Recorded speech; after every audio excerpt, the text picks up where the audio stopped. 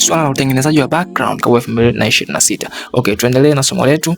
Haya, so hili kala ukija hapa utakuwa unachagua ongeza hapa. Haya, utakuwa unachagua rangi ambayo unaitaka ya gradient. Maneno yasomeke vizuri, lakini pia itasaidia picha ionekane vizuri. Sasa tunafanyaje? Utabonyeza hii picha yako, utakuja kwenye filter, utakuja kwenye blur.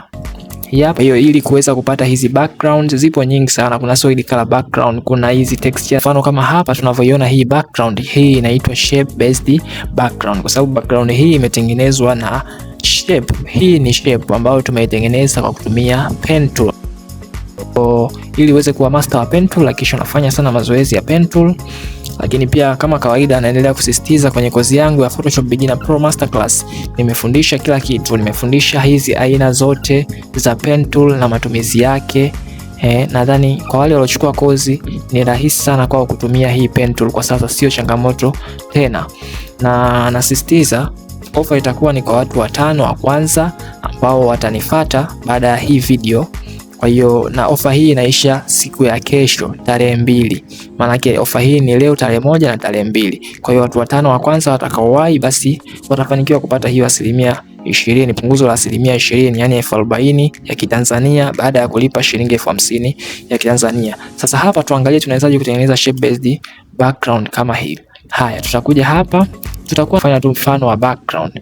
Kwa hiyo nadhani hii background ya shape background tumalizie katika ndo tumesema kwa leo tutaishia kwenye shape based background, basi haina tabu. Katika part 2 ya hii background creation tutaangalia ni kwa jinsi gani tunaweza kufanya photo manipulation background. Kwa hiyo nadhani mpaka hapa tutakuwa tumeelewana vizuri sana, lakini pia kama haujaelewa uta comment hapo katika comment section, utaniambia ni sehemu gani ambayo nimekuacha, basi na mimi nitakujibu. Lakini pia nasisitiza kuna group la WhatsApp na kuomba sana ujoin katika hilo group kwa sababu huko kuna vitu vingi sana, huwa tunapeana ideas nyingi, resources pia zinapatikana huko za bure. Kwa hiyo usiache kujoin, ni muhimu sana sana sana sana. Kama hujasubscribe pia kwenye hii channel, basi hakikisha una subscribe ili usipitwe na vitu kama hivi. Asante sana, naomba tukutane wakati mwingine.